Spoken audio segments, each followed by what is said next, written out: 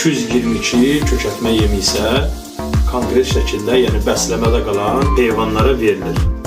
Bunun da verilmə qaydası 3%, yəni heyvanın canlı ağırlığına 3%-ında verilir. Yəni 100 kiloya, açıqlamasını verim, 100 kiloya 3 kilo gün ərzində verilməlidir. Əgər 200 kilodursa 6 kilo səhər axşam verilir.